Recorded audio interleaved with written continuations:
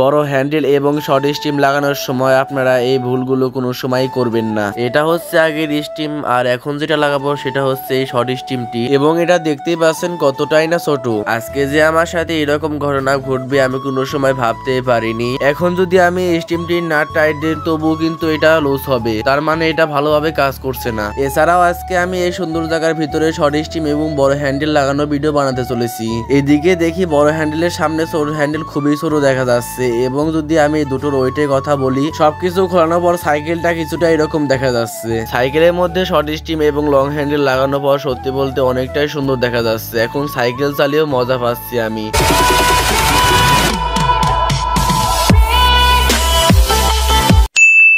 আসসালামু আলাইকুম guys, welcome to my blog. তো আজকের ভিডিওতে আপনাদের দেখা চলেছি যে কিভাবে আপনারা বাসায় বসে নিজেরা বড় হ্যান্ডেল এবং শর্ট স্টিম লাগাতে পারবেন। আপনারা হয়তো আগের ভিডিওতে দেখেছিলেন যে আমার সাইকেলের জন্য বড় হ্যান্ডেল এবং শর্ট স্টিম কিনেছিলাম, কিন্তু এখনো পর্যন্ত লাগানোর সময়ই পাইনি। এর মধ্যে আপনারা অনেকে কমেন্ট করে বলেছেন ভাই আপনার সাইকেলে শর্ট স্টিম এবং বড় হ্যান্ডেল লাগাবেন কবে, আপনার সাইকেলে বড় হ্যান্ডেল এবং শর্ট স্টিম লাগান, আপনার সাইকেলে বড় হ্যান্ডেল এবং শর্ট স্টিম লাগানোর ভিডিও দিবেন কবে। তো অনেকে অনেক কমেন্ট করেছেন। তো যাই হোক গাইস, আজকে কিন্তু আমার সাইকেলে বড় হ্যান্ডেল এবং শর্ট স্টিম লাগাতে চলেছি। তো আশা করি আপনারা সম্পূর্ণ ভিডিও দেখবেন। তো সম্পূর্ণ ভিডিও দেখলে আপনার ধারণা হয়ে যাবে যে কিভাবে আপনারা বাসায় বসে নিজেদের সাইকেলে বা বাইসাইকেলে শর্ট স্টিম এবং লং হ্যান্ডেল লাগাতে পারবেন। খুবই তাড়াতাড়ি, বেশি সময় লাগে না, প্রায় 10 থেকে 20 মিনিট সময় লাগে নিজের বাসায় বসে বড় হ্যান্ডেল এবং শর্ট স্টিম লাগাতে। তো যাই হোক গাইস, ভিডিও শুরু করার আগে আপনাদের কাছে একটা রিকোয়েস্ট, যদি ভিডিও নতুন হয়ে থাকেন তাহলে অবশ্যই ভিডিওকে লাইক আর চ্যানেলটিকে সাবস্ক্রাইব করে রাখবেন আর নতুন নতুন ভিডিও পাওয়ার জন্য এবং সাইকেলিং ভিডিও পাওয়ার জন্য। যাই হোক গাইস, দেখতে পাচ্ছেন এখানে আমার বড় হ্যান্ডেলটি দেখতে পাচ্ছেন। তো এটা এখন পর্যন্ত এখান থেকে খোলা হয়নি, কারণ আপনারা দেখেছিলেন যে আমি এভাবে কিন্তু দোকান থেকে কিনে নিয়ে এসেছিলাম। তো আজকে কিন্তু আমার সাইকেল এটা লাগাতে চলেছে। আর পুরাতন হ্যান্ডেল দেখতে পাচ্ছেন অবস্থা পুরোটাই খারাপ। এটা নিয়ে হুলি দিতে এবং কি রাইডিং করতে অনেক অসুবিধা হয়, এটা লাগালে কিন্তু অনেক সুবিধাই হবে। এছাড়া গাইস আর অনেক সুবিধা আছে বড় হ্যান্ডেলে। এই নিয়ে ভিডিও যদি চান তাহলে অবশ্যই কমেন্ট করে জানিয়ে দিতে পারেন, আমি এই নিয়ে ভিডিও বানাবো। গাইস আশেপাশে ভিউগুলো দেখতে পাচ্ছেন গাইস, আসলে অনেকটা সুন্দর। আর গ্রামের ভিতরে তো আপনারা জানেন অনেকটা সুন্দর প্রকৃতি এবং পরিবেশটা সুন্দর থাকে। আর আমি কিন্তু এখন দাঁড়িয়ে আছি প্লটটার নিচে, দেখতে পাচ্ছেন কিন্তু ওগুলো কিন্তু বালু। তো বালুর উপর দাঁড়াতে একটু অসুবিধা হচ্ছে, আর একটু রোদ পড়েছে এখন দুপুর টাইম এবং বৃষ্টির সম্ভাবনা আছে। তো যাই হোক গাইস, এখন বাসায় গিয়ে ভিডিও বানাবো, কারণ গাইস এটা লাগালে যদি এখানে লাগাই তাহলে অনেক রোদ পড়ে যাবে বা একটু অসুবিধা হবে। এখানে বালু আর ক্যামেরা ধরার মতো কেউ নেই। এখন বাসায় যাবো, বাসায় গিয়ে ক্যামেরা স্ট্যান্ডে রাখবো, দেন এগুলো লাগাবো, লাগাই সেটআপ করি, তারপর আপনাদের দেখাই কিভাবে আপনারা লাগাবেন। যাই হোক গাইস, বাসায় দেন আপনার সাথে দেখা করছি। দেন গাইস এবার চলে আসি বাসায় এসে দেখি আমার এলিঙ্কি সেটের অবস্থা পুরোটাই টাইট হয়ে গিয়েছে। আমি যদি এলিঙ্কি দিয়ে খুলতে যাই তাহলে দেখি মাথাটা পুরো গোল হয়ে গিয়েছে, এখন তো কোনোভাবে খুলতে পারছি না। তো এখন আর কি করার, আমাকে এখন দোকানে যেতে হবে। তো এরপরে আমার এলিঙ্কি সেটটা নিয়ে চলে আসলাম গ্রিলের দোকানে। এরপরে আমি দোকানদারকে বললাম আমার এলিঙ্কিটা ভালো করে সমান করে কেটে দিতে, যাতে করে এটা দিয়ে যে কোনো নাট খোলা যায়। তো এরপর আমার এলিঙ্কিটা ভালোভাবে সুন্দর করে মাপ মতো কেটে দিচ্ছে, যাতে করে সাইকেলে যে কোনো নাট খোলা যায়। তো এরপর এলিঙ্কি সেটটা কাটার পর আমার আরেকটা এলিঙ্কি ছিল, তো আমি বললাম এটার মাথাও সমান করে কেটে দেওয়ার জন্য, যাতে করে একটা নষ্ট হলে আরেকটা দিয়ে কাজ চালানো যায়। তো এই ভিডিও করার কারণটা হচ্ছে আপনাদের মধ্যে অনেকেরই এলিঙ্কি আছে এবং মাথাটাও অনেক সময় ক্ষয় হয়ে যায়। তো আপনারা এইভাবে গ্যান্ডিং দিয়ে কেটে এই মাথাগুলো সমান করতে পারেন। তো যাই হোক, এরপরে আমার এলিঙ্কি দুটোই ভালোভাবে কাটা শেষ। এখন কিন্তু আমার সাইকেলের যে কোনো নাট এই এলিঙ্কি দিয়ে খোলা যাবে। তো যাই হোক, এরপরে আবার চলে আসলাম আমি প্লটে ভিডিও বানানোর জন্য, কারণ বাসায় এতটা ভালো ভিডিও হচ্ছিল না। তো এই কারণে চলে আসলাম সুন্দর প্রকৃতির ভিতরে ভিডিও বানানোর জন্য।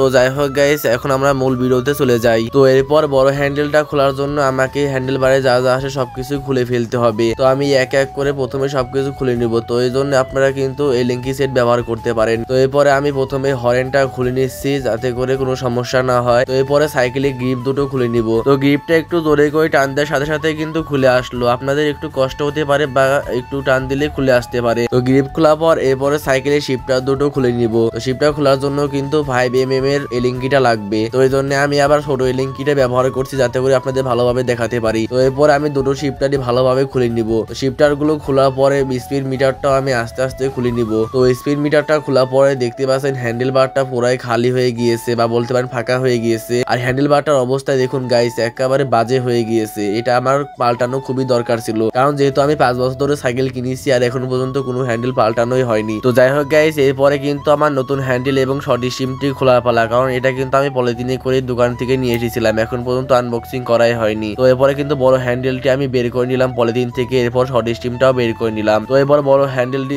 পলিথিন থেকে খোলার পর গাইস দেখতে পাচ্ছেন আসলে কিন্তু অসাধারণ সুন্দর লাগছে, এমনকি অনেকটাই বড়। এবং শর্ট স্টিমটা পলিথিন থেকে খোলার পর কিন্তু আসলে অনেক সুন্দর দেখা যাচ্ছে, এবং কালারটা কেমন হয়েছে তো আপনারা কমেন্ট করে জানিয়ে দিতে পারেন। তো এরপর আমি হ্যান্ডেল বারটা না খুলে সরাসরি স্টিমটা খুলে নেব, কারণ যেহেতু নতুন শর্ট স্টিম এবং বড় হ্যান্ডেল লাগাবো, তার জন্যই কিন্তু আমি সরাসরি স্টিম থেকে খুলে নিচ্ছি। আপনারা এইভাবে সরাসরি স্টিম থেকে খুলে নেবেন। তো এইভাবে যদি না খুলে তাহলে দুই চাকার মধ্যে দিয়ে পা দিয়ে তারপর আস্তে আস্তে টেনে টেনে খুলে নেবেন। আর খোলার পর দেখতে পাচ্ছেন গাইস এখানে জং ধরে গিয়েছে, আর হ্যান্ডেলটার অবস্থা কিন্তু পুরাই বাজে ভাবে নষ্ট হয়ে গিয়েছে। স্টিমটা খোলার পর আপনারা এখানে বিবি সেটের উপরে কিছু রিং এর মতো দেখতে পাচ্ছেন, এগুলো যদি খুলে ফেলেন তাহলে কিন্তু আপনারা কোনোভাবে স্টিম লাগাতে পারবেন না। তো এগুলো কিন্তু অবশ্যই দরকার আছে স্টিম লাগানোর জন্য। তো এরপরে যদি আমি দুটি হ্যান্ডেল এবং স্টিম গুলো একসাথে করি তাহলে দেখতে পাচ্ছেন নতুনটা কিন্তু অনেকটাই সুন্দর দেখা যাচ্ছে, এবং ওয়েটে অনেক কম, এবং পুরাতনটা ওয়েটে অনেক বেশি এবং দেখতে অনেক বাজে লাগছে। তো যাই হোক গাইস, সাইকেলের সবকিছু খোলানোর পর এখন কিছুটা এরকম দেখা যাচ্ছে। তো এখন কিন্তু আমার সাইকেলের মধ্যে শর্ট স্টিমটা লাগাবো। তো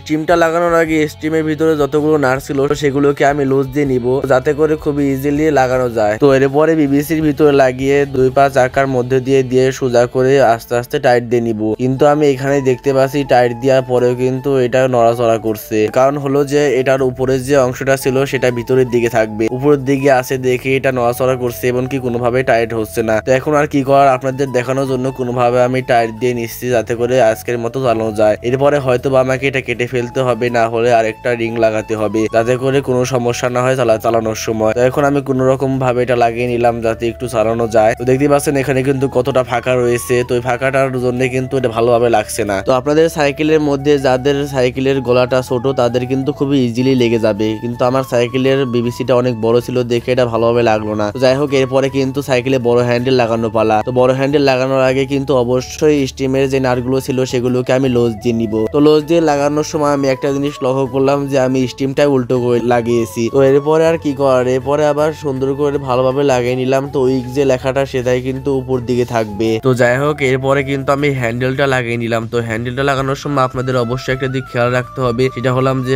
হ্যান্ডেলের দুই পাশে দুটো অ্যারো চিহ্ন আছে, ওটাকে মাঝখান বরাবর রাখবেন। তো রাখার পর ভালোভাবে এভাবে টাইট দিয়ে নিবেন। এবং আরেকটা কথা হচ্ছে, আপনাদের সাইকেলে ব্রেকের তার যদি অনেক বড় হয়ে থাকে তাহলে কিন্তু অবশ্যই হ্যান্ডেল লাগানোর আগে এগুলোকে লাগিয়ে নিবেন। যেমন আমার এরকম হয়েছিল, পরে দেখি যে ব্রেকের তারটা অনেক ছোট, ব্রেকের তারটা অনেক ছোট, শিফটারটা কোনোভাবেই লাগছে না। তো এরপর আর কি করার, আবার হ্যান্ডেলটা খুললাম, খুলে শিফটার দুটো লাগালাম, লাগানোর পরে এরপরে আমার হ্যান্ডেলটা টাইট দিয়ে লাগানো লাগলো। তো ডবল খাটনি। তো আপনারা কিন্তু এরকম ভুল কোনো সময় করবেন না, আপনারা হ্যান্ডেল লাগানোর সময় অবশ্যই দেখে নেবেন যে সাইকেলের ব্রেকের তারটা ভালো মতো নাগর পাচ্ছে কিনা। তো এরপরে কিন্তু লাগানোর পর সাইকেলের যে স্টিমের নাটগুলো ছিল সেগুলোকে ভালোভাবে টাইট দিয়ে নিবেন। তো সাইকেলের স্টিমের নাটগুলো ভালোভাবে টাইট দিয়ে নেওয়ার পর শিফটার গুলো ভালোভাবে মাপ মতো নিয়ে এরপর সাইকেলের যে গ্রিপ গুলো ছিল সেগুলোকে ভালোভাবে লাগিয়ে নিবেন। লাগানোর সময় একটু কষ্ট হবে, আপনারা তেল বা গ্রিজ জাতীয় কিছু ব্যবহার করতে পারেন। তো গ্রিপটা লাগানোর পর শিফটারটা ভালোভাবে টাইট দিয়ে নিবেন আপনার মাপ মতো, যেখানে আপনার সুবিধা হয়। তো এরপরে একইভাবে আমি পরে গ্রিপটা লাগিয়ে শিফটারটাও একইভাবে টাইট দিয়ে নিব।